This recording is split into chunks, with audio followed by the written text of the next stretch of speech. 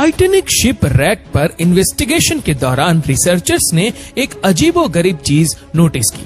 समंदर के बॉटम पर शिप का अगला हिस्सा काफी अच्छी कंडीशन में, जबकि पिछला हिस्सा बुरी कंडीशन में, और वो भी 2000 फीट दूर पड़ा था।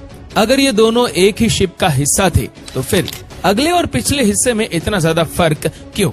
रिसर्चर्स का मानना है कि एक्सीडेंट वाली रात आइसबर्ग से टकराने के अलावा भी टाइटैनिक के साथ कुछ और भी हुआ था, जिसने उसके पिछले हिस्से को ज्यादा नुकसान पहुंचाया था। पर सवाल है कि आखिर ऐसा क्या हुआ था? टाइटैनिक, जिसको अनसिंकेबल कहा जाता था, वो कुदरत की ताकत के सामने देखते ही देखते काले समंदर में डूब गया था। इस हादसे के गवाह आई विटनेस सिर्फ वो लोग थे जो किसी तरह शिप से निकलकर अटलांटिक ओशन के ठंडे पानी में कूद गए थे। आइसबर्ग टकराने से लेकर शिप के डूबने तक जो कुछ भी हुआ, उसका रिकॉर्ड उन आई विटनेस के सिवा और किसी के पास नहीं था, जो कि खुद ठंडे पानी से लड़ रहे थे। इन्वेस्टिगेशन के दौरान पहले तो किसी को भी मालूम नहीं था कि शिप के साथ हुआ क्या है, लेकिन फिर बचने वालों ने बताया कि शिप की एक आइसबर्ग से टक्कर हुई थी। इस बयानों को मौके पर मौजूद आइसबर्ग को देखकर कंफर्म भी किया गया, जिस पर टाइटैनिक का रेड पेंट अभी तक लगा हुआ था। हादसे के बाद आई विटनेस और एविडेंस को देखते हुए इन्वेस्टिगेशन रिपोर्ट में बताया गया कि टाइटैनिक के राइट साइड पे आइसबर्ग ने 300 फीट बड़ा सुराख छोड़ दिया था।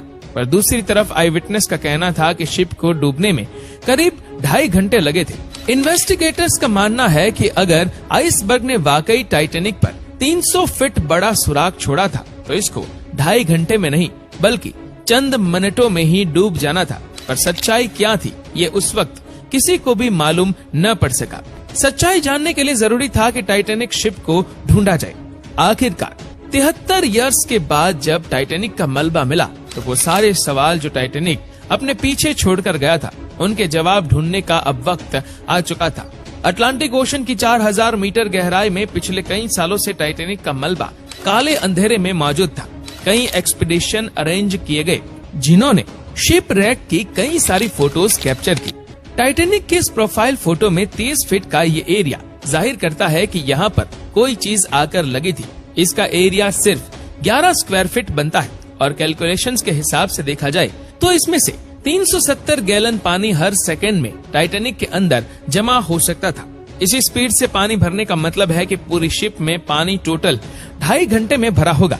और आई विटनेस के मुताबिक टाइटैनिक को डूबने में भी 2.5 घंटे ही लगे थे। यानी एक मिस्ट्री तो सॉल्व हो गई कि टाइटैनिक में 300 फीट बड़ा सुराख नहीं था, बल्कि सिर्फ 30 फीट बड़ा क्रैक पड़ा था। पर ये अकेली ही एक मिस्ट्री नहीं थी, अभी और भी काफी कुछ जानना बाकी था।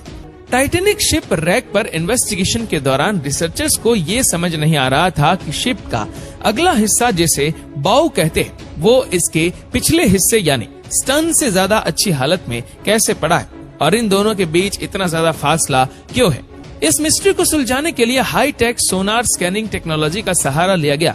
ROVs ने टाइटैनिक शिप रैक साइड की लाखों फोटोज कैप्चर की और फिर उनको कंप्यूटर ग्राफिक्स की मदद से एक 3D मॉडल में कन्वर्ट किया। इस मॉडल में वो तमाम डिटेल्स भी थी जिनको नॉर्मली इस गहराई में कोई आम कैमरा या इंसानी आंख नहीं देख सकती। मॉडल में देखा जा सकता है कि 392 फीट लंबे स्टर्न के तमाम डेक्स एक दूसरे के अंदर ऐसे घुसे हुए जैसे ये स्टील की नहीं बल्कि कागज की शिप हो। बाकी के पार्ट्स शिप से अलग होकर आसपास बिखरे हुए।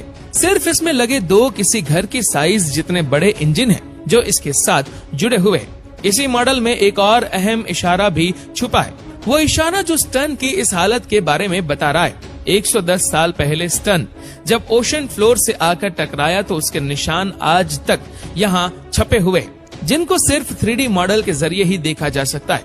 इस निशान से जाहिर होता है कि स्टर्न जिस वक्त ओशन फ्लोर से टकराया तो वो एंटी क्लॉकवाइज घूम रहा था।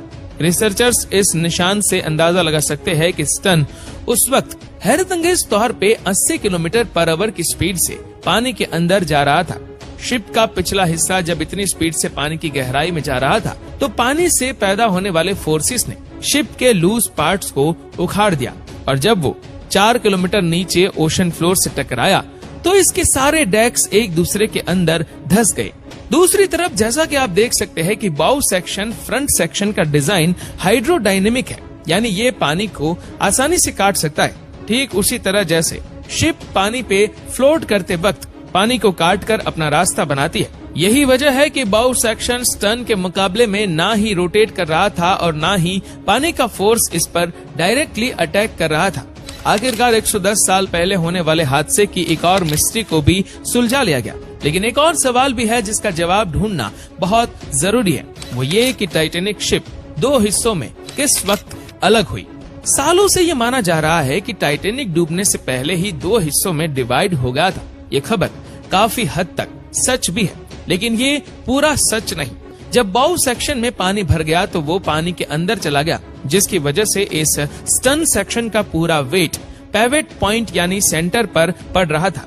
यह सेंटर पॉइंट इतना ज्यादा वजन बर्दाश्त ना कर सका और टूटकर 2 हिस्सों में डिवाइड हो गया। पर सोनार स्कैनिंग से बनाया गया 3D मॉडल कुछ अलग कहानी ही बता रहा है। देखा जाए तो टाइटैनिक के अंदर मौजूद सारा सामान दूर दूर तक ओशन फ्लोर पे बिखरा हुआ है। इसमें coffee cups, dinner plates, chandeliers, deck benches और लोगों का पर्सनल सामान भी है। इसमें से 90% आइटम्स स्टर्न सेक्शन की है।